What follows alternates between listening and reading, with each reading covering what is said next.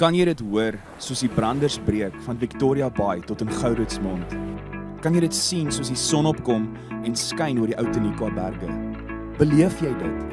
Die tuinroete, 'n plek waar God regeer. Mense wat 'n verskil maak met geloof, liefde en hoop. 'n Streek wat God ken, mense liefhet en hulle wêreld vernuwe. Habakuk 2 vers 14 sê, die aarde sal gevul word met die kennis van die heerlikheid van die Here, soos die waters die seebodem bedek. Welkom by Doxadeo Tuinroete.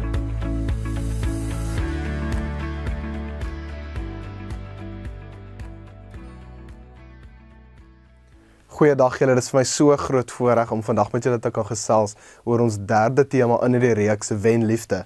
Nou hierdie reeks natuurlik se titel is Wen Liefde met 'n vraagteken en natuurlik vanaf dit maak ons dan die verklaring dat liefde wel wen. So as ons kyk daarna dan dink ons terug natuurlik aan Jesus en natuurlik wat hy vir ons gedoen het om ons juis in verhouding te bring met God. So as ons kyk na die kruisdood alleenlik en ons sien natuurlik dit was baie pynvol, baie lyding natuurlik. En ons kyk na wat die kruis bereik het, na die kruisdood bereik het, is dit natuurlik wat ons leer in Romeine 5, wat hy vir ons sê dat dit juis ons verlossing gebring het, maar ook die feit dat ons nou versoen is met die hart van God. So as ons kyk dat pyn dan eintlik, die pyn wat Jesus beleef het en hy kom en hy doen dit, hy kom van hierdie verheerlikte posisie om vlees dan nou in te neem in daai sin, wat hy eintlik onderdanig is in die vlees, in die sin van dat hy honger kan raak, moeg kan raak, en natuurlik pyn kan beleef, dan begin 'n mens besef, okay, maar hoekom sal hy dit gedoen het? Hoekom sal hy hierdie verheerlikte posisie los, om juis hierdie pyn te beleef, en dan sien ons die doel daarvan is juis sodat ons versoen kan word met God, en sodat ons sondes natuurlik verlos kan wees. En dan vra ons natuurlik, wat is die motief agterdien? Natuurlik is die motief liefde, want hy het dit juis gedoen, sodat ons weer in verhouding kan staan met God. So as ons dan dit alles daai in gedagte, dan weet ons kan natuurlik verklaar dat liefde wel wen. En is vanaf hierdie vertrekpunt wat ons dan beweeg, as ons kyk na mense rondom ons, as ons besef dat dit wat Jesus gedoen het, die pyn wat hy beleef het, sodat ons juis versoen kan wees met God. Dis vanaf hierdie vertrekpunt wat ons motief dan teenoor ander mense dan juis is dat ons hulle wil ook leer van hierdie liefde. Hulle wil ook eintlik innooi in hierdie familie van God waarvan ons nou deel is. En is eintlik so perfek as ons dink in die tyd wat ons is, waar ons juis Moedersdag vier, waar ons juis moeders vier, maar nie net van die fisiese nie, maar ook van die geestelike. Ons weet natuurlik die moeder se liefde is 'n liefde wat ons natuurlik welkom voel in 'n gesin, welkom voel in 'n familie en natuurlik baie veilig laat voel. En hierdie moeder, soos wat ek gesê het, is nie net ons fisiese ma's nie, ek het natuurlik 'n baie goeie ma, wat baie vir my omgee, wat my baie liefde gegee het, en nog steeds doen, maar ek verstaan ook die rol van 'n geestelike ma, wat inspraak het in my lewe, vir my tyd vorentoe, so beide is bitter belangrik. En is juist as ons hierdie in gedagte hou, dan besef ons, okay, dat Jesus eintlik 'n appel op ons lewens gesit het, as ons dink aan liefde, en as ons dink aan liefde, nie net aan die liefde van God na ons toe nie, maar die liefde vanaf ons na ander mense toe, juist sodat ons hulle kan leer van hierdie liefde van ons en God, juist sodat ons hulle kan innooi in hierdie nuwe familie in. So as ons kyk na Johannes 13 vanaf vers 34 tot 35, dan sien ons juist hierdie appel wat Jesus op ons lewens gesit het, wat hy sê, ek gee julle 'n nuwe gebod, so moet julle mekaar lief hê, net soos ek julle lief gehad het, moet julle mekaar ook lief hê. Dis hoe almal sal weet dat julle my disippels is, as julle teenoor mekaar liefde het. So hy stel hierdie appel op ons lewens in die sin van dat ons mekaar moet lief hê, natuurlik soos wat hy ons lief het, maar ook in die sin van dat hierdie liefde wat ons het tussen mekaar, eintlik die kenmerk dan is van ek wat 'n disipel is, ek wat eintlik 'n volgeling is van Jesus. En as ons dink aan daai woord disipel, dan weet ons natuurlik hierdie woord verwys spesifiek na 'n student toe. En hoekom sal hy nou praat van disipelskap en dat ons eintlik 'n student is, want is juist as ons dink aan liefde teenoor ander mense, ek weet nie van jou nie, maar hoe ek het beleef, dis nie 'n eenmalige proses nie, dis nie net ek besluit vandag, ek is lief vir jou, en dan is my liefde eintlik maar volmaak nie. Dis 'n proses waar ek jou leer lief het, en dis eintlik 'n proses wat aaneenlopend is tot aan die einde van dae, van die einde van tyd natuurlik. En ons sien dit ook natuurlik in Paulus se gebed, as hy juist met ons praat uit Filippense 1 uit, maar hy bid eintlik vir ons en hy sê, ek bid juist dat julle liefde al hoe meer sal toeneem in kennis en in insig. Ek lees verder, om die dinge wat saak maak te kan onderskei, sodat julle met die oog op die dag van Christus innerlik suiwer en onberispelik kan wees, gevul met die vrug van geregtigheid deur Jesus Christus tot verheerliking en lof van God. Vers 9, ek bid juist dat julle liefde al hoe meer sal toeneem in kennis en insig. En ons weet natuurlik dat hierdie kennis waarna hy verwys, is nie 'n kennis van feite van alledaagse goeders nie, glad nie dit nie, maar die woord kennis in die Grieks verwys eintlik na deep spiritual understanding toe. En nou wat hy hiervan praat is juist die hele gedagte van as ek dink aan God en sy natuur, sy karakter, alles wat ek leer in skrif, dan sien ek dat dit die kennis is waarna hy verwys. En wanneer ek leer oor God, wanneer ek God sien in daai manier, wanneer ek God se natuur en karakter en spesifiek sy liefde teenoor mens leer, die feit dat sy seun vrywillig gekom het om vir ons te sterf, as ons hierdie goed deel maak van ons, die natuurlike uitvloei daarvan sal wees dat ons dan lief is vir ander mense. Dis wanneer ons kennis in hierdie toeneem, dan is ons natuurlik net meer lief vir ander mense. En dan praat hy direk daarna natuurlik van die onderskeiding en is die feit van hoe ek hierdie liefde toepas. Want hierdie liefde wat ek het met mense is nie noodwendig net 'n emosionele respons wat ek het, nie 'n emosionele reaksie nie, maar dit is juist in verskillende maniere wat ek hierdie liefde deel. En ons het juist in hierdie tyd baie stil gestaan by Hebreërs 13. In hierdie reeks spesifiek. En ons weet natuurlik Hebreërs is 'n brief, so ons moet hom natuurlik ook so sien en ook so lees. So as ons kyk na Hebreërs 12 aan die einde, dan weet ons dat dit eintlik hoofstuk 13 dan nou inlei. Al die stellings van dit eintlik maar inlei in daai sin. En ons weet natuurlik hoofstuk 12 eindig waar God praat van dat hy sekere goeders gaan laat vergaan as hy praat van die aarde wat hy weer gaan ruk. En ons weet ook dat hy weer goeders weer nuut gaan maak ook vir die nuwe aarde, vir die nuwe hemel. En hy praat ook juist daarvan omdat ons hierdie kennis het, omdat ons hierdie koninkryk ontvang het, natuurlik sal ons dan God dien, vanaf daai punt af. Maar hy sê dan iets baie belangrik, hy sê daar seker goed wat gaan vergaan, seker goed is wat tot nuut gemaak gaan word. So ons weet natuurlik, as daar iets is wat nou al hier is, ons in die aarde soos wat ons dit ken om te wees, dan weet ons dis 'n prioriteit, want ons weet dit gaan ook daar wees in die ewigheid. En dis juist wat hy ons inlei eintlik in hoofstuk 13 vers 1, wat hy sê, die broederliefde moet bly. So hy plaas 'n prioriteit op juist hierdie liefde. En hy sê verder, in die broederliefde natuurlik is daai juist daai tipe liefde wat Jesus van praat, wat 'n kenmerk is van 'n disipel wees van Jesus. Waar mense hierdie broederliefde sien, dan weet hulle, nee, hy volg Jesus. Hy is totaal en al onderdanig aan Jesus. Vers 2 gaan hy verder, hy sê, moenie versuim om gasvry te wees nie. Direk daarna dan praat hy praat eerstens van die prioriteit van liefde, wat moet bly natuurlik in enige verhouding of omstandighede, tussen mense natuurlik, en direk daarna praat hy van gasvryheid. En dis die hele gedagte van, eens op 'n tyd was ons ook ingenooi in hierdie liefde van God. Eens op 'n tyd was ons ook eintlik vertel van God se liefde, maar ook hierdie hele gedagte van dat ons dit nie heeltemal verstaan het. En tot vandag te verstaan ons dit net gedeeltelik. Maar daar was 'n tyd in ons lewens wat ons dit nie heeltemal deel was van dit in terme van ons gedagtes of ons emosionele wêreld nie. Maar ons is nou op 'n plek waar ons natuurlik staan in verhouding met Jesus, waar ons hierdie goeders begin verstaan. Maar in daai tyd moet ons besef dat ons by 'n plek was waar ons nie noodwendig dit geken het nie. So iemand het ons ook ingenooi, selfs al was dit Jesus self wat met ons begin praat het. Iemand het ons hierdie liefde aan ons kom openbaar en hulle het ons deel gemaak en hierdie gasvryheid praat juis van daai gedagte van ek nooi hulle in om hulle welkom te laat voel, veilig te laat voel, sodat hulle juis die liefde van Jesus begin sien. En dis juis waar die skrywer hiervan praat. En as ons kyk na vers 3, en dis eintlik maar vir ons vandag baie stil gaan staan, en sê hy, dink aan die gevangenes asof julle mede-gevangenes is, aan hulle wat mishandel word asof julle dit self aan julle liggaam beleef. So as hy praat van gevangenes, net 'n bietjie konteks van hierdie skrif spesifiek. Hy sê, dink aan die gevangenes asof julle mede-gevangenes is. So die gevangenes praat hy van, as ons die tronk van daai tyd verstaan, is dit nie noodwendig net mense wat verkeerde dinge gedoen het en gevang was nie, maar dit is ook mense wat 'n aanklag het teen hulle lewe. So in hierdie tyd natuurlik verstaan ons dat die eerste Christene, die eerste volgelinge van Jesus, natuurlik nie net verklaar het dat Jesus sondes, ons verhouding met God herstel en sondes skoon was nie, maar ook die feit dat Jesus hier is en hy is Here en hy is koning. So as ons dit verstaan, dan dink ons terug aan hulle kultuur en hulle konteks, want natuurlik was daai woorde glad nie welkom in daai tyd nie. Daai woorde was eintlik half 'n laster teen die Romeinse regering natuurlik, teenoor Caesar, want die Romeine het hom geken as Here. Hulle het hom geken as Lord. So nou kom die nuwe mense en praat van 'n nuwe koning wat hy is, 'n nuwe Here wat hy is, en nie die Here is ewig, hy is lewendig. So natuurlik sien hulle dit eintlik hulle laster teenoor Caesar, en as gevolg van die was die eerste Christene natuurlik vervolg. En dis waaraan hy verwys, en ons dink ook aan die tronk self, hoe dit gestruktureerd was. Het is nie soos vandag, wat byvoorbeeld die tronke vir hulle kos gee en voeding gee en al daai tipe van goed nie. Nee, as jy daai tyd in die tronk is, dan moes jou familie vir jou kom sorg het.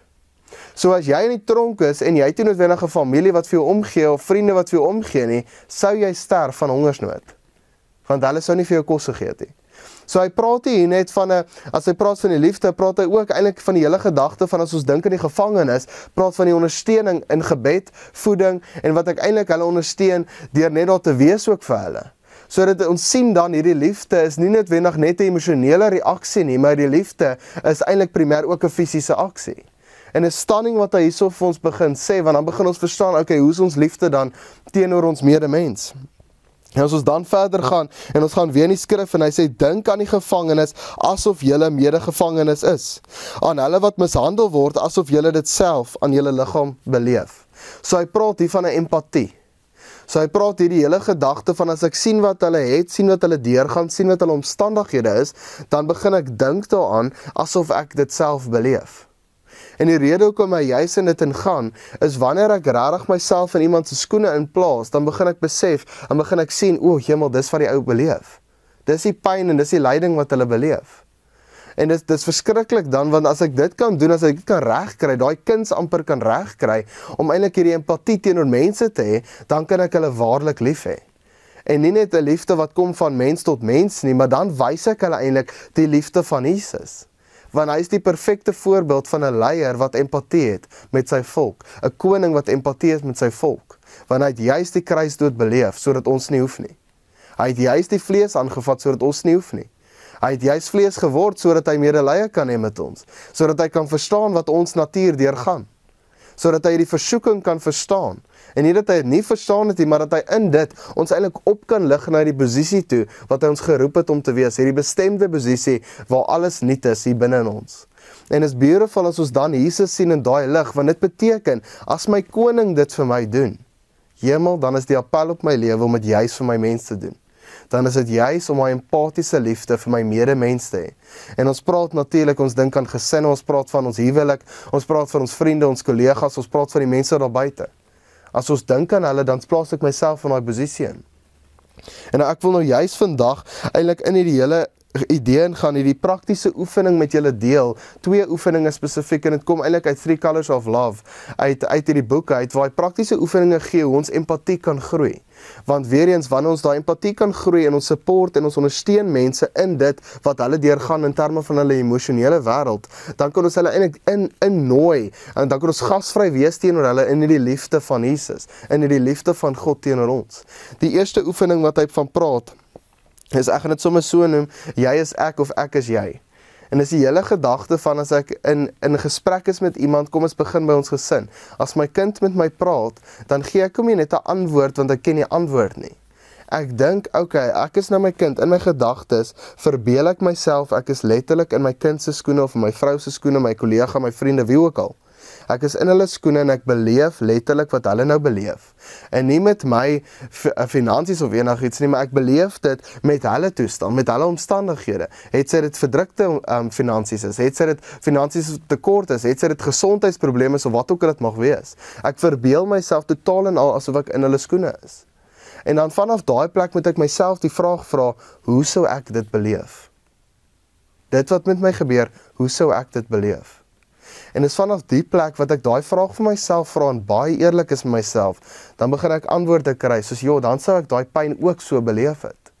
En is dan vanaf die plek wat ek eintlik regtig empatie kan hê met hulle. Ek weet nie of dit vir jou ook so is nie, maar vir my is dit so, as iemand deur iets gaan, wat ek reeds al deur gegaan het, voel dit is baie makliker om daai persoon te help. En ek praat nie van net in die fisiese nie, maar ek praat juis in die geestelike en emosionele. En selfs hulle gedagtewêreld, want ek weet die gedagtes wat hulle beleef. Dit voel vir my baie makliker. So as ek dit kan regkry met my kind en my vrou en my familie en my vriende en my kollegas, om regtig so te begin dink aan hulle, kan jy net jouself indink hoe ek hulle kan ondersteun. En hierdie sê ons nie net, want jy weet dit klink goed of mooi nie, dis juis wat Jesus vir ons kom doen het. So die direkte appel op ons lewe is juis om dit vir ander te doen. En dis juis in hierdie spasie wat ons mense kan ondersteun. Die tweede oefening is die hele gedagte van dat ek aktief begin luister. Sodat wanneer mense met my praat, dan is dit nie net 'n ding van ek hoor wat hulle sê nie, maar ek luister regtig na hulle woorde. Want ons vandag se tyd is dit so besig in ons gesprekke, selfs met ons gesinne. Ons praat mekaar en ons hoor die woorde, maar ons hoor nie noodwendig die emosie agter daai woorde nie. En is dan by 'n plek wat ons mekaar heeltemal mis in ons gesprekke. Maar as ek regtig aktief begin luister na wanneer hulle na my praat, en dit mag dalk lyk soos wanneer hulle praat, dan kyk ek hulle direk in die oë, dit mag dalk wees dat ek die laaste paar woorde wat hulle sê herhaal, net dat hulle verstaan, dat ek verstaan, en dan weet hulle kan die gesprek verder voer, maar dit is dalk praktiese goed, maar ek dink 'n belangrike ding wat ek vandag wil uitlig, is juist die hele gedagte van om vrae te vra. Ek dink om vrae te vra is eintlik 'n kuns, om eerlik te wees. Want ek dink ons vra baie keer hoe gaan dit, byvoorbeeld vir jou vrou of vir jou kind, jy vra hoe gaan dit, hoe was jou dag by die skool, jy vra vir jou kollega hoe gaan dit met die projek of wat ook al dit mag wees, ek vra hoe dit gaan, hulle sê goed of hulle sê sleg, en sê okay. So as ek nou dink aan my kind wat vir my sê byvoorbeeld, nee, dit gaan goed pa, dan sit 'n hele ding van, okay, maar wat in jou dag het gebeur wat dit goed maak? Dis iets baie eenvoudig. Maar net om daai vraag te vra, lig dit vir hulle uit, dat hulle met my deel, wat beleef hulle as goed, of wat beleef hulle as sleg. En is weer eens, ek vra nooit 'n vraag om 'n antwoord te gee nie, maar ek vra 'n vraag om te kan ontdek, om te kan verstaan. Want as ek by daai plek kom, by my huwelik, by my kinders, by my groter familie, by my vriende, wie ook al dit mag wees, as ek by daai plek kan kom, dan kan ek ordentlik verstaan waartoe my mense gaan. En is dan in hierdie tyd, as ek daai kennis het en daai insig het, dan kan ek regtig onderskei, soos die gebed van Paulus, hoe om daai liefde toe te pas. As ek hierdie goed begin verstaan. So dis nie meer 'n eksterne liefde wat van buite af net kom en ek vra net om te antwoord te gee nie, maar dis juis ek kom van buite af, binne ek vra myself, hoe beleef hierdie persoon dit regtig? En van daai plek af dan begin ek vra om te ontdek wat hulle dieper emosie of gedagtes is. En dit is vir my so mooi, soos ek gesê het, ek is regtig bevoorreg met die tipe ma wat ek het, wat baie lief is vir my. Maar ek onthou na skool of na werk of wat ook al dit mag wees, ek onthou na 'n moeilike dag of 'n moeilike gesprekke met mense, en ek kom by die huis en dan voel ek bietjie emosioneel uitgetap of fisies uitgetap. En dit was 'n manier van, ek kon net deel met haar wat ek beleef, en sy het gesit, geluister, saam geknik soos ek praat. En soos ek praat, het sy vrae gevra, wat my laat dieper besef het, okay, dis dalk hoekom ek dit so beleef het. En in daai spasie het dit dadelik, dit het gevoel, sy loop saam met my deur hierdie probleme. Dit het gevoel, wanneer ek deur hierdie goedes dink, dan dink sy saam met my. Sy beleef dit saam met my. En ek kan nie dink aan 'n beter vorm van ondersteuning as dit nie.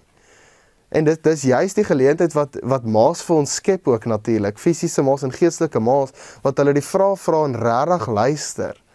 En vir ons as mans ook natuurlik leer om hierdie gesprekke te voer, leer om hierdie emosie te deel. En ek is natuurlik vir ewig dankbaar daarvoor, maar wanneer ons hierdie begin het in ons gesin en in ons huislewe, en ek is, soos ek sê, ek is bevoorreg met my huisgesin, wat baie gesond is en baie liefdevol is. Dus wanneer dit hier is, dan weet ons, daar's 'n vreugde in die huis. Daar's iets anders in hierdie huisgesin, wat die liefde soveel makliker maak. En ek wil juist afsluit met hierdie punt, wat ek praat oor die vreugde in 'n huisgesin, die vreugde tussen mense. Want ons sien volgens statistiek, as ons dink aan die woord vreugde, as ons dink aan daai emosie wat ons beleef met mekaar en saam deel, en ek beleef daai vrede in dit, dan sien ons dat die liefde bonatuurlik net toeneem. Ons sien dat hierdie vreugde eintlik 'n uitnodiging is, sodat mense die liefde van Jesus ontdek. En dis ons roeping as Christene. Dis juis wie ons is, dis juis ons rol om hierdie liefde vir mense te gee, sodat hulle die vreugde kan beleef wat Jesus kom vestig het. Want ek gaan dit nooit hierdie vreugde, hierdie liefde, hierdie oorwinningsliefde beleef sonder hom nie, want hy is die koning van vreugde. So vriende, dis baie belangrik, dat wanneer ons hierdie boodskap hoor, dat ons reageer op dit. Dat ek myself indink, nie daai praktiese oefeninge, okay, wie in my lewe kan ek regtig begin investeer in? Wie in my lewe kan ek regtig myself begin indink en hulle help in 'n emosionele kapasiteit, 'n geestelike kapasiteit, intellektueel, fisies, wat ook al dit mag wees, hoe ook al jy kan help, hoe kan ek hulle ondersteun? En is wanneer ons die Heilige Gees vertrou vir die inspirasie vir hierdie persoon, en dan vertrou ons ook vir die wysheid natuurlik hoe om hulle lief te hê, hoe om hulle te kan ondersteun, hoe om dit 'n realiteit vir hulle te maak dat liefde wel wen. Want vriende, ons sien dit in Jesus se die verhaal van Jesus, ons sien dit in die lewe van Jesus. 'n Heilige koning, 'n heilige God wat alles gelos het vir ons, sodat ons hierdie vreugde kan beleef. Hierdie vreugde in hierdie familie. En daarom is daar 'n appel op ons lewens dat ons ander mense innooi, dat ons gasvry is teenoor hulle en innooi in hierdie familie in.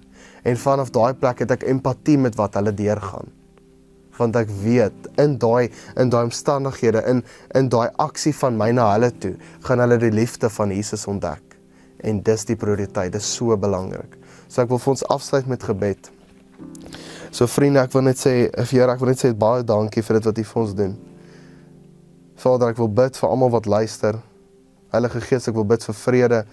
Ek bid vir hulle harte.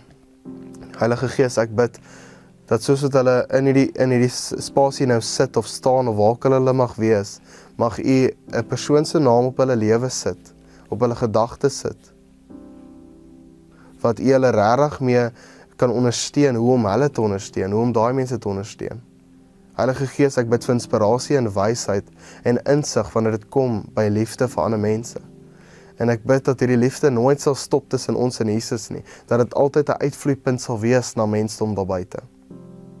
Dat dit altyd sal begin by my gesin natuurlik, in my familie, my vriende en my kollegas en aan die mense wat ek nie noodwendig ken nie. Vader, mag dit die natuurlike uitvloeipunt wees van U liefde aan ons, sodat ons mense kan innooi in hierdie die familie van vreugde, waarin ons herstel beleef, versoening beleef. En vanaf daai plek, Vader, bid ons regtig dat ons sal leer hoe om empatie te hê met ons medemens. Regtig sal leer hoe om onsself in te dink in hierdie verhouding, in hierdie omstandighede, sodat ons hulle kan oplig in liefde. Want Vader, liefde wen. En Vader, is U liefde wat dit moontlik maak vir ons, dat ons liefde vir ander mense kan toon. Ek bid dat die verskil by ons sal begin. Ons bid dit in U naam en ons is bitterlik lief vir U.